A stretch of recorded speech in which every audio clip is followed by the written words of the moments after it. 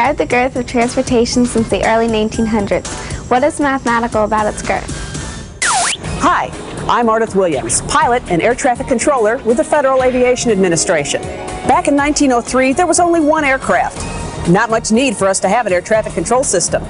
However, by 1960, there were over 78,000 commercial and general aviation aircraft. And in 10 years, by the year 2010, we believe there'll be almost 228,000. Air traffic is growing and growing. We anticipate by the year 2010, almost 1 billion people will be traveling by air. The year 2003 begins century number 2 of aviation. I hope in 10 years or so, you will be one of the visionaries that will ensure my safe and efficient flight by designing, building, maintaining, controlling, or flying the aircraft. The future of aviation is in your hands. You know, Ardith is right. Mathematical concepts are everywhere, and they help us explain the world we live in using a system of numbers. For example, remember when Ardith used a bar graph to explain the growth in the number of airplanes since the Wright brothers? Well, get this. We can also create a graph to show the growth of all types of transportation, from cars to planes to jets to future aircraft. Look closely at this graph. Can you see a pattern? Patterns like the growth of transportation are everywhere.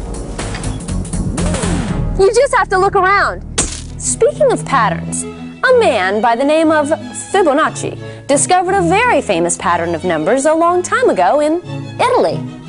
This pattern of numbers is called the Fibonacci sequence, and the ratio of certain numbers in this sequence is so special, it's called the golden ratio. Hey, how would you like to meet an expert on Fibonacci? He's also a poet. Hi everybody, this is Bud Brown talking to you from the Math Emporium at Virginia Tech in Blacksburg, Virginia. The Emporium is a large room with over 500 computers where students can come day or night to learn about math. And speaking of learning, here's a little verse I've written about a man called Fibonacci. How many ancestors do we have? That number is easily found. For we all have 2 parents, 4 grands, and 8 greats. Just double the previous round. But the family tree of the honeybee is not like any other. The girls, good and bad, have a mom and a dad, but each boy has only a mother. It's true, each drone has a mom alone, but each female has parents too. In addition, you see, she has grandparents 3, 1 fewer than me or you. And sakes alive, great-grandparents 5. That's even true for the queen. And next, twice great, that number is 8. And of thrice greats, she has 13. Now she's asking us, don't make a fuss, to do this calculation.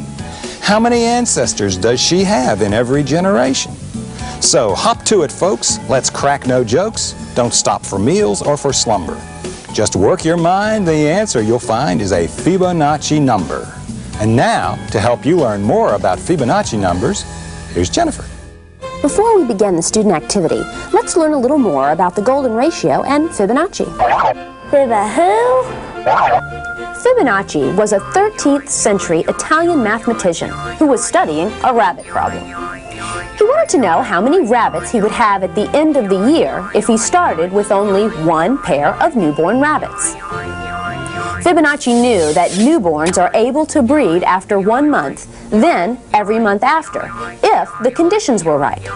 He found that the sequence 1, 1, 2, 3, 5, 8, 13, and so on, demonstrated the total number of rabbit pairs at the end of each month. So at the end of the first month, you have the original pair of newborn rabbits. At the end of the second month, you still have the original pair because it took a month for them to become old enough to breed. At the end of the third month, you will have 2 pairs of rabbits, the original pair and their newborn pair. At the end of the fourth month, you have the original pair, their first pair, born the 3rd month, and their newborn pair, born the 4th month. Following this sequence, at the end of month 12, you'll have 144 pairs of rabbits. Fibonacci and others soon found this sequence occurring in many other things in nature. By counting the spirals of pine cones, pineapples, and sunflower seed heads, for example, you can find neighboring pairs of Fibonacci numbers. The way in which leaves are arranged on a stem also displays a Fibonacci relationship.